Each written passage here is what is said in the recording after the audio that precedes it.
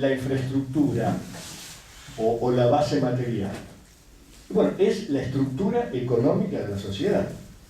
Es el modo como se manifiestan en un momento determinado estas que llamamos relaciones técnicas de producción, o sea, la relación de la fuerza de trabajo con la materia prima y la tecnología, o sea, la forma que adquiere la producción, más las relaciones sociales de producción.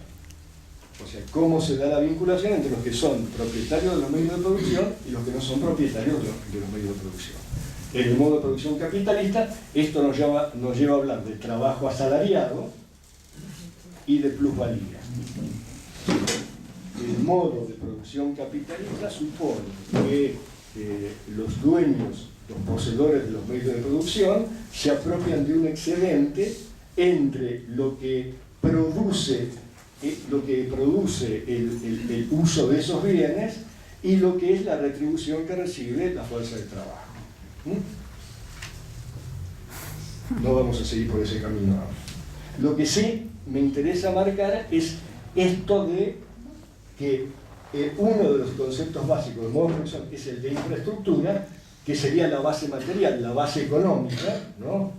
Y el otro concepto es el concepto de superestructura, donde entra todo ese complejo de lo ideológico, lo político, lo estatal, lo educativo, ¿no? O sea, la estructura jurídica y política por un lado y la estructura ideológica por el otro. Infra y supra parecen llevar a la idea de que uno está abajo y otro está arriba, digamos, pero pensémoslo como dos campos que están en tensión permanente.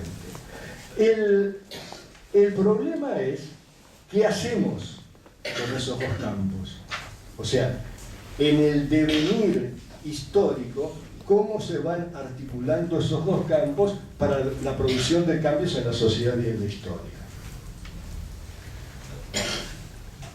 Y ahí es donde aparece una polémica y una disputa fundamental al interior del pensamiento marxista, estamos hablando del fines del 1800, entre aquellos que llevan a una concepción que, si uno quiere, es relativamente economicista, donde le depositan el peso de la causación en la historia a los cambios en la infraestructura, a aquellos que dicen, bueno, los cambios en la sociedad se dan tanto desde los cambios en las relaciones de producción como los cambios en el mundo ideológico, político, estatal, etc.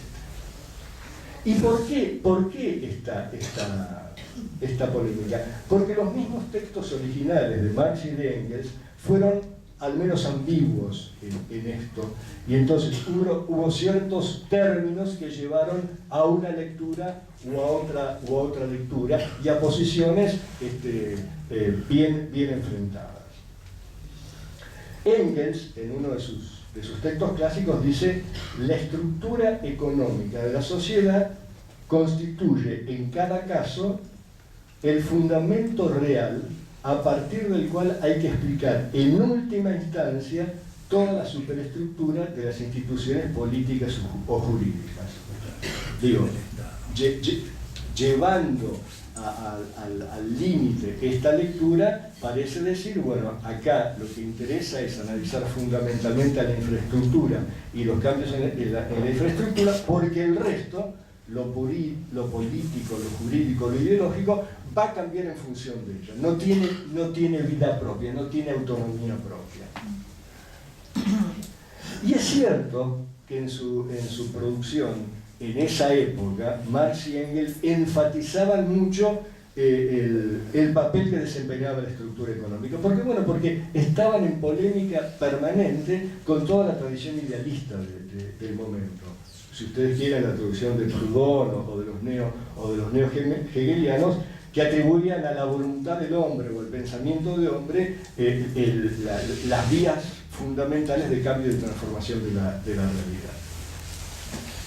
Y después viene un texto de Marx que de algún modo es el texto que siempre se cita cuando se habla de esta polémica, cuando en el prólogo a una contribución a la crítica de la economía política dice textualmente: en la producción social de su existencia, los hombres entran inevitablemente en relaciones definidas entre ellos, ¿no?, que son independientes de su voluntad, concretamente en relaciones de producción que corresponden a una determinada fase de desarrollo de sus fuerzas productivas materiales.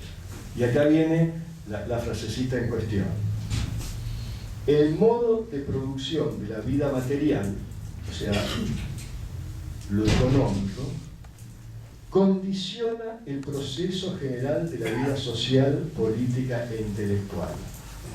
No es la conciencia de los hombres lo que determina su existencia, sino su existencia material lo que determina su conciencia. Los cambios en la base económica conducen más pronto o más tarde a la transformación de toda la inmensa superestructura.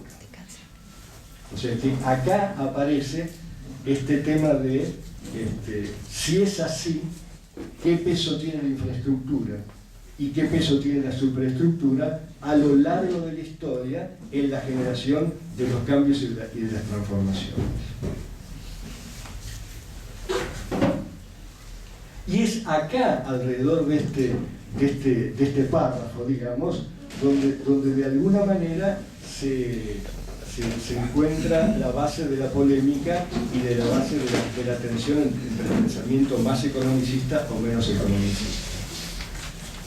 ¿Qué significa determina la conciencia? ¿Qué significa la existencia determina la conciencia? Sí, muy bien.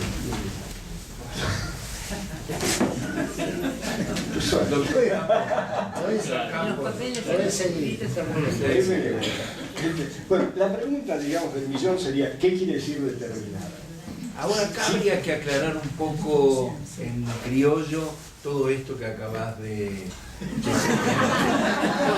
O sea que no está nada claro.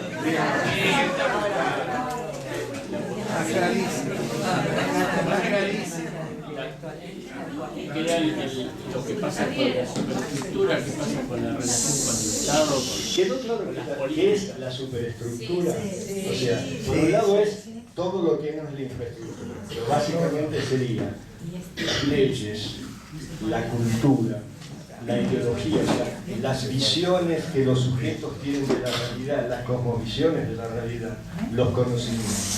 Sí, determinación, o sea, la existencia material, o sea, la vida produciendo bienes materiales, el campo de la economía, determina la conciencia, y entendemos que determina quiere decir produce o causa.